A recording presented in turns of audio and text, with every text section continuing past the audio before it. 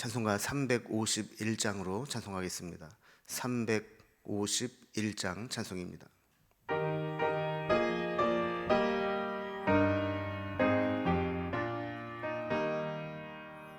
믿는 사람들은 주의 군사니 앞서가신 주를 따라갑시다. 우리 대장 예수 길을 들고서 접전하는 곳에 가신 것 보라. 믿는 사람들은 주의 군사니 앞서가신 주를 따라갑시다. 원수 마귀 모두 쫓겨가기는 예수 이름 듣고 겁이 남이라. 우리 찬송 듣고 지옥 떨리니 형제들아 주를 찬송합시다. 믿는 사람들은 주의 군사니 앞서가신 주를 따라갑시다. 세상 나라들은 멸망당하나 예수 교회 영영 왕성하리라. 마귀 권세 감히 해치 못함은 주가 모든 교회 지키심이라. 믿는 사람들은 주의 군사니 앞서가신 주를 따라갑시다. 백성들아 와서 함께 모여서 우리 모두 함께 개가 부르세. 영원토록 영광 권세 찬송을 우리 임금 주께 돌려보내세. 믿는 사람들은 주의 군사니 앞서가신 주를 따라갑시다. 아멘. 아멘. 함께 나눌 하나님 말씀은 구약성경 사사기 7장 1절에서 14절까지 말씀입니다. 사사기 7장 1절에서 14절까지 구약성경 372면입니다. 이 말씀을 제가 봉독합니다. 여룻바알이라 하는 기드온과 그를 따르는 모든 백성이 일찍이 일어나 하롯셈 곁에 진을 쳤고 미디안의 진영은 그들의 북쪽이요 모레산 앞 골짜기에 있었더라. 여호와께서 기드온에게 이르시되 너를 따르는 백성이 너무 많은즉 내가 그들의 손에 미디안 사람을 넘겨주지 아니하리니 이는 이스라엘이 나를 거슬러 스스로 자랑하기를 내 손이 나를 구원하였다 할까 함이니라. 이제 너는 백성의 귀에 외쳐 이르기를 누구든지 두려워 떠는 자는 길르앗 산을 떠나 돌아가라 하라 하시니 이에 돌아간 백성이 22,000명이요 남은 자가 10,000명이었더라. 여호와께서 또 기드온에게 이르시되 백성이 아직도 많으니 그들을 인도하여 물가로 내려가라. 거기서 내가 너를 위하여 그들을 시험하리라. 내가 누구를 가리켜 네게 이르기를 이 사람이 너와 함께 가리라 하면 그는 너와 함께 갈 것이요 내가 누구를 가리켜 네게 이르기를 이 사람은 너와 함께 가지 말 것이라 하면 그는 가지 말 것이니라 하신지라. 이에 백성을 인도하여 물가에 내려가매 여호와께서 기드온에게 이르시되 누구든지 개가 핥는 것 같이 혀로 물을 핥는 자들을 너는 따로 세우고 또 누구든지 무릎을 꿇고 마시는 자들도 그와 같이 하라 하시더니 손으로 움켜 입에 대고 핥는 자의 수는 300명이요 그 외의 백성은 다 무릎을 꿇고 물을 마신지라. 여호와께서 기드온에게 이르시되 내가 이 물을 핥아먹은 300명으로 너희를 구원하며 미디안을 내 손에 넘겨 주리니 남은 백성은 각각 자기의 처소로 돌아갈 것이니라 하시니 이에 백성이 양식과 나팔을 손에 든지라. 기드온이 이스라엘 모든 백성을 각각 그의 장막으로 돌려보내고 그 300명은 머물게 하니라. 미디안 진영은 그 아래 골짜기 가운데에 있었더라. 그 밤에 여호와께서 기드온에게 이르시되 일어나 진영으로 내려가라. 내가 그것을 네 손에 넘겨 주었느니라. 만일 내가 내려가기를 두려워하거든 네 부하 부라와 함께 그 진영으로 내려가서 그들이 하는 말을 들으라.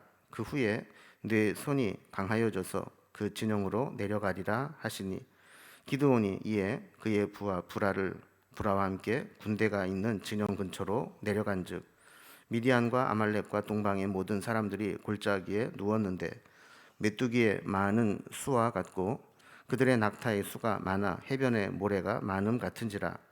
기드온이 그곳에 이른즉 어떤 사람이 그의 친구에게 꿈을 말하여 이르기를 보라 내가 한 꿈을 꾸었는데 꿈에 보리떡 한 덩어리가 미디안 진영으로 굴러 들어와 한 장막에 이르러 그것을 쳐서 무너뜨려 위쪽으로 엎으니 그 장막이 쓰러지더라. 그의 친구가 대답하여 이르되 이는 다른 것이 아니라 이스라엘 사람 요아스의 아들 기드온의 칼이라. 하나님이 미드안과 그 모든 진영을 그의 손에 넘겨 주셨느니라 하더라. 아멘. 우리는 요즘에 미디안의 침략에 맞서는 이 기드온에 대한 말씀을 살펴보고 있습니다. 하나님은 이 미디안과 싸우기 위해서 기드온을 세우시고 군대를 모집했는데 모인 숫자가 3만 2천 명이 모였습니다. 그런데 그 중에서 300명만 남겨두고 다 돌려보내게 하셨습니다. 이번 전쟁은 온전히 하나님이 이기게 하셨다라는 것을 보여주기 위해서 모인 군사들을 대대적으로 감축하는 명령을 내리신 겁니다. 사실 이제 기드온의 입장에서 보면 사사로 부름을 받고 미디안과 전쟁을 해야 되는 과정에 있어서 여러 차례 하나님 앞에 확인도 하고 검증도 했지만 전쟁을 하러 나간다는 것은 두려운 일입니다. 더군다나 3만 2천 명의 군사 중에서 다 돌려보내고 300명만 데리고 전쟁을 해라 하는 것은 정말 불가능에 가까운 전쟁이죠.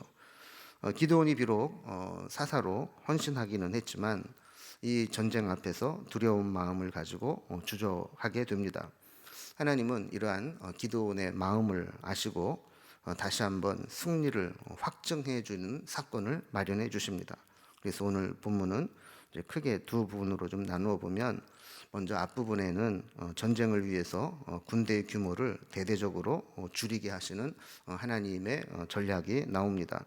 그리고 후반부에는 두려워하는 기드온에게 승리의 확신을 주시기 위해서 한 가지 사건을 예비해 주시는 모습을 보게 됩니다. 자, 먼저 전쟁을 위해서 군대 숫자를 대대적으로 줄이는 하나님의 전략을 한번 살펴보겠습니다. 자, 일반적으로 이제 전쟁에서는 사람이 많은 게 유리하죠. 그러나 성경에서 우리에게 일관적으로 말씀하는 것은 사람이 많기 때문에 승리한 전쟁은 한 번도 기록되지 않았다는 겁니다. 늘 이 전쟁에 하나님이 함께 하셨느냐, 이것이 전쟁에서 이길 수 있는 가장 중요한 요인이었습니다. 오늘 본문에도 보면 하나님은 이번 전쟁에서 이기게 하셨을 때 행여라도 이스라엘 백성들이 자기 힘으로 이겼다 이렇게 생각할까 봐 그런 생각을 아예 못할 정도 수준으로 군대를 감축하게 하신 것이죠. 그래서 1절에 보면 여룻바알이라 하는 기드온과 그를 따르는 모든 백성이 일찍이 일어나 하롯셈 곁에 진을 쳤고 미디안의 진영은 그들의 북쪽이요 모레산 앞 골짜기에 있었더라 그랬습니다.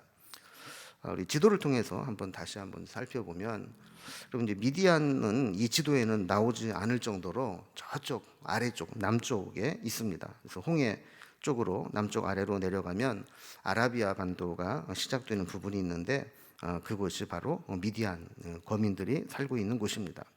자, 그들이 연합군을 형성을 해서 올라왔습니다. 그래서 윗부분에 보면 모래산 앞 골짜기에 진을 치고 있었죠. 그리고 기드온의 모집한 군대는 하롯셈가에 집결을 해 있습니다.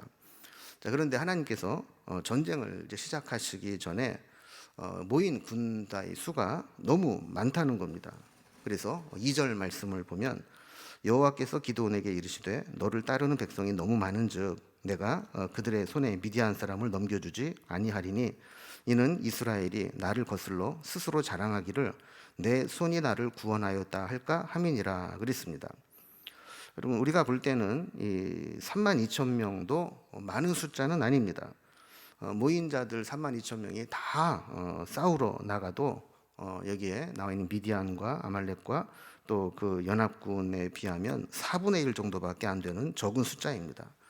객관적 전력으로 볼 때 다 나가 싸워도 부족합니다. 그런데 하나님은 따르는 백성이 너무 많다고 하시면서 백성들이 많아서 군사가 많아서 하나님이 이 전쟁에 함께하지 않겠다 그럽니다. 여러분, 이것은 우리에게 무엇을 보여주느냐 하면 이번 전쟁은 미디안 백성 또 이스라엘 백성들이 전쟁을 할 때 하나님이 좀 도와주시는 수준의 전쟁이 아니고 하나님께서 철저하게 싸우시고 이스라엘 백성들은 순종하여 나아가는 것, 그 전쟁이라는 겁니다. 그래서 철저하게 사람의 손에 의해서 움직이는 전쟁이 아니고 하나님이 전적으로 진행하는 전쟁이라는 것을 보여주기 위한 것입니다. 사람은 자기가 조금이라도 공을 세우면 자기가 했다고, 자기가 잘나서 그랬다고, 내 힘이 있어서 그렇다고 생각하기 쉬운 본성을 하나님이 잘 아시기 때문에 아예 그런 생각을 하지 못할 정도로 인원 감축을 명령하신 것이죠. 3절에 보면 이제 너는 백성의 귀에 외쳐 이르기를 누구든지 두려워 떠는 자는 길르앗 산을 떠나 돌아가라 하라 하시니 이에 돌아간 백성이 2만 2천 명이요 남은 자가 10,000명이었더라 그랬습니다. 자, 2만 2천 명 중에서 2만 2천 명이 돌아가고 남은 자가 10,000명이었다. 두려워 떠는 자들, 억지로 소집되어서 오기는 했지만 전의를 상실하고 두려움 가운데 있는 자들을 돌려보내라 그랬더니 2만 2천 명이 돌아가고 10,000명이 남았다는 거예요. 그럼 사실 10,000명 가지고 싸우는 것도 만만치 않은데 하나님은 이것도 많다고 말씀하십니다. 4절에 보면 여호와께서 또 기드온에게 이르시되 백성이 아직도 많으니 그들을 인도하여 물가로 내려가라. 거기서 내가 너를 위하여 그들을 시험하리라. 내가 누구를 가리켜 네게 이르기를 이 사람이 너와 함께 가리라 하면 그는 너와 함께 갈 것이요 내가 누구를 가리켜 네게 이르기를 이 사람은 너와 함께 가지 말 것이니라 하면 그는 가지 말 것이니라 하신지라 그랬습니다. 자, 물가에서 시험해서 하나님이 탈락자들을 다시 돌려보내시겠다는 겁니다. 자, 그러면서 미리 어떤 사람을 데리고 갈 거다라고 얘기는 안 하세요. 그러나 물을 먹게 한 다음에 사람들을 구분해서 따로따로 세워놓으라고 이렇게 하시는 것이죠. 그래서 5절 이하에 보면 물을 보고 무릎을 꿇고 개처럼 핥아먹는 자와 또 물에 코를 박고 정신없이 먹는 자들은 이제 돌려보내고 손으로 이렇게 움켜서 입에 대고 먹는 자들은 300명만 데리고 전쟁에 나가라 이렇게 말씀을 하신 겁니다. 근데 왜 그런 이제 선별 규정을 했는지는 성경에 나와 있지 않습니다. 다만 우리가 분명히 알 수 있는 것은 이렇게 선발된 300명의 인원을 선발하는 과정이었다라는 것이죠. 그러면서 이들 300명만 데리고 전쟁에서 이기게 하실 것이다라고 말씀하는 겁니다. 그러니까 하나님은 많은 무리들을 통해서 하나님의 일을 하시는 것이 아니라 소수라 할지라도 헌신된 자들을 통해서 하나님의 역사를 이루어 가시겠다 하는 것입니다. 그래서 8절에 보면 이에 백성이 양식과 나팔을 손에 든지라 기드온이 이스라엘 모든 백성을 각각 그의 장막으로 돌려보내고 그 300명은 머물게 하니라. 미디안 진영은 그 아래 골짜기 가운데 있었더라 그랬습니다. 자, 하나님 말씀에 기드온이 순종합니다. 그래서 하나님이 세우신 300명만 남기고 나머지는 다 돌려보냅니다.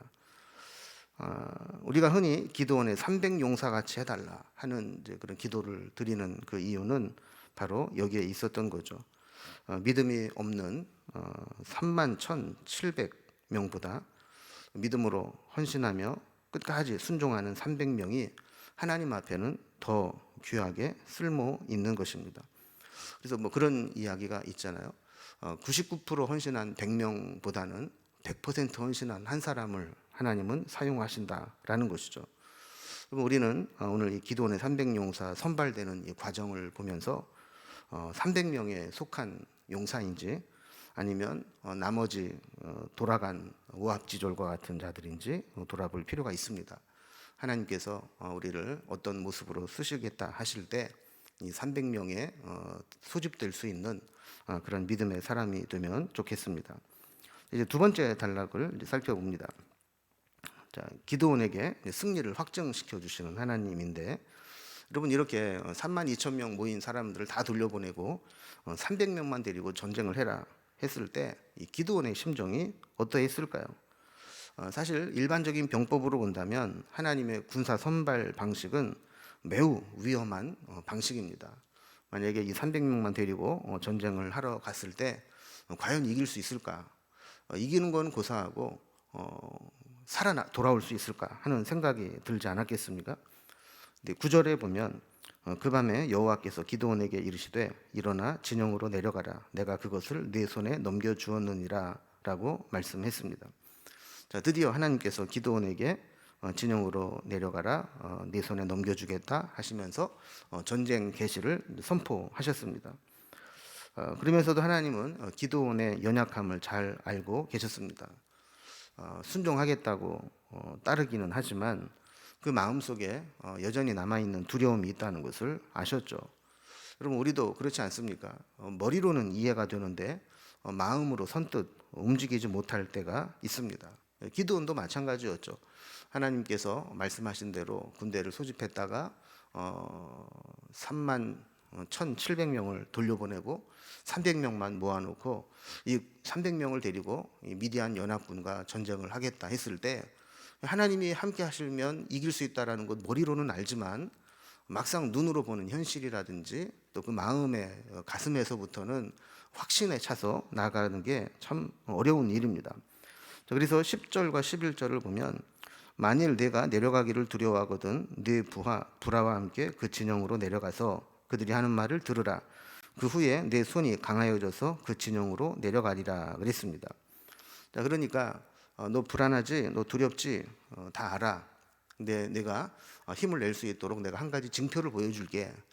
네 부하를 데리고 미디안 진영으로 한번 내려가 봐. 그래서 몰래 한번 그들이 하는 이야기를 한번 들어봐. 그러면 네가 용기를 내고 힘을 내서 이 전쟁을 수행할 수 있을 거야. 뭐 이런 이제 이야기죠. 자, 기드온은 이제 부하와 함께 미디안 연합군의 군대가 있는 진영으로 내려갑니다. 그가 내려가서 다 그들이 진을 치고 있는 모습을 보면 아직 보이는 것만 보면 절망적입니다. 12절에 보면 미디안과 아말렉과 동방의 모든 사람들이 골짜기에 누웠는데 메뚜기에 많은 수와 같고 그들의 낙타수가 많아 해변의 모래가 많음 같은지라 그랬습니다. 군사는 메뚜기 떼와 같고 낙타는 모래와 같다. 여러분 메뚜기 떼, 우리는 뭐 그런 메뚜기 떼를 잘 보지 못하지만 이런 중동 지역이라든지 이런 그 큰 지역에 보면 메뚜기 떼가 하늘을 덮고 온 농작물 있는 들판을 다 앉아서 갉아먹고서야 떠나는 것들을 보지 않습니까? 그렇게 많은 숫자가 있다는 거예요. 얼마나 절망적이에요. 지금 기드온에게는 300명밖에 없는데, 자, 그런데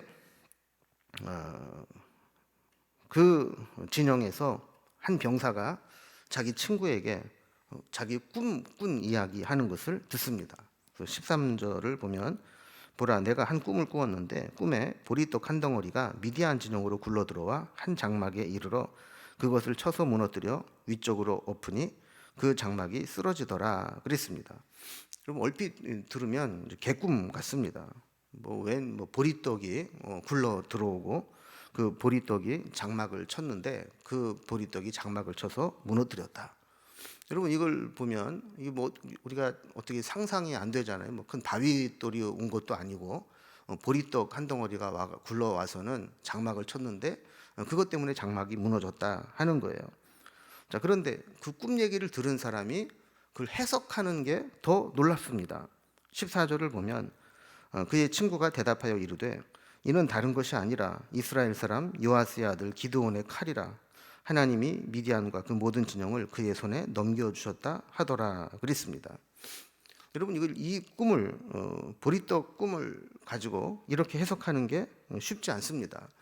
우리가 볼 때는 보리떡 개꿈 아니야 그러는데 이 친구가 이야기하기는 그 보리떡 그게 알고 봤더니 하나님께서 함께 하시는 요아스의 아들 기드온의 칼이야. 그 기드온이 만약에 우리를 쳐들어온다면 우리는 꼼짝없이 그렇게 장막이 쓰러지는 것처럼 패배하고 말 거야.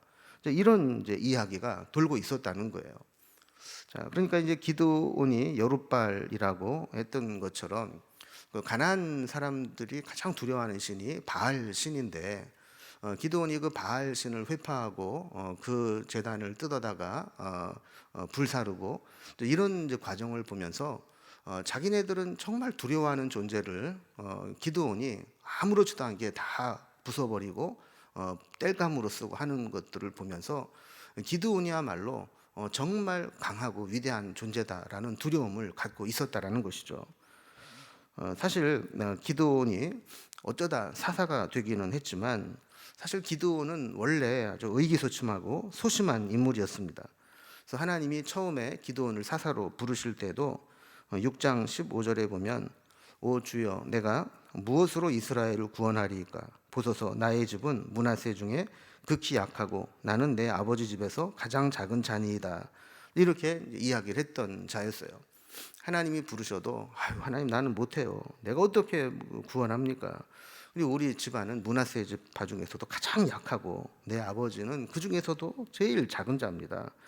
이렇게 자기 스스로를 보리떡처럼 하찮게 여겼던 자입니다.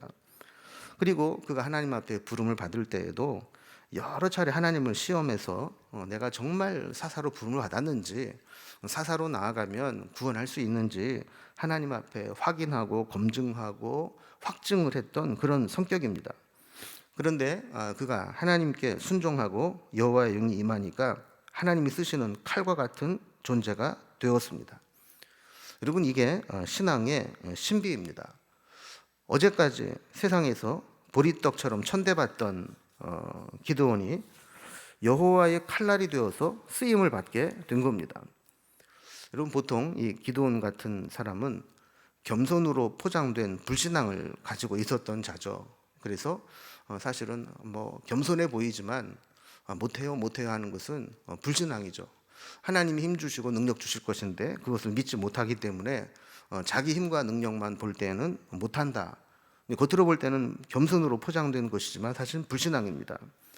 그런데 그가 하나님의 은혜를 입고 나면 온전한 순종을 하게 됩니다. 그래서 세상에서는 보리떡 같은 존재였지만 하나님께 순종하고 하나님 손에 맡겨지고 나니까 세상 사람들이 보는 관점이 달라진 겁니다. 보리떡인 줄 알았는데 알고 봤더니 하나님 손에 있는 날카롭고 예리한 칼처럼 쓰임받게 된다는 것이죠. 우리에게 중요한 것은 눈에 보이는 현실이 아니라 하나님이 주시는 말씀입니다. 기드온에게 남은 것은 300명의 군사밖에 없고 미디안 연합군은 메뚜기 떼처럼 그리고 그들의 약대는 해변의 모래처럼 많이 있습니다. 눈에 보이는 현실로는 도저히 이길 수 없습니다. 그러나 그가 붙잡아야 할 것은 내가 그것을 내 손에 넘겨주었느니라 라고 하신 하나님의 말씀입니다. 그 말씀을 붙잡을 때 우리는 이길 수 없는 불가능한 전쟁을 이기게 되는 것이죠. 우리는 오늘 말씀을 통해서 300명의 용사에 속해 있는 믿음을 가지고 있는지, 아니면 다 물러가 있는 나머지 군사들인지 점검해 볼 필요가 있습니다. 그리고 믿음으로 순종하면 보리떡 같은 인생이 여호와의 칼이 되는 은혜를 입게 됩니다. 현장에 나아가 보면 그것을 확인할 수 있게 되는 것이죠. 여러분, 우리는 눈앞에 현실적으로는 부족해 보이고 절망적인 것처럼 보여도 하나님 말씀 의지하고 순종해 나아갈 때 그 보리떡이 여호와의 칼로 쓰임 받게 될 것입니다. 이 사실을 기억하면서 오늘도 눈에 보이는 현실이 아니라 하나님의 말씀을 붙잡고 믿음으로 살아갈 수 있기를 주님의 이름으로 기원합니다. 기도하겠습니다. 하나님 아버지, 하나님은 하나님이 싸우시고 하나님이 이기게 하신다는 것을 보여주기 위해서 사람의 가지고 있는 조건들을 다 내려놓게 하셨습니다. 그리고 300명만 가지고 하나님이 전쟁을 수행하게 하셨습니다. 우리도 하나님 앞에 그렇게 쓰임받는 헌신된 믿음의 사람 300명이 되기를 원합니다. 또한 하나님께서는 보리떡처럼 생각했던 기드온을 하나님께 순종하며 나아갔을 때 여호와의 손에 붙들린 칼과 같이 그렇게 쓰임받는 존재가 되게 하셨습니다. 우리도 세상적인 조건에 따라서 사람들의 보는 시선에 따라서 나를 평가할 것이 아니라 내가 하나님 손에 있는지 아닌지를 가지고 살아가게 하여 주옵소서. 지금은 비록 보리떡 같다 할지라도 하나님께서 여호와의 칼처럼 사용해 주시는 믿음의 사람, 하나님의 능력의 사람이 될 수 있도록 인도해 주옵소서. 오늘도 한 주간을 시작하면서 믿음으로 기도로 시작할 때 하나님 함께 해주시고 우리의 기도를 인도해 주시고 우리가 살아가는 모든 시간들 하나님의 소유로 삼아 주시옵소서. 주님께 우리의 모든 삶을 부탁드리며 예수님의 이름으로 기도드리옵나이다. 아멘. 각자의 기도 제목들로 자유롭게 기도하시겠습니다.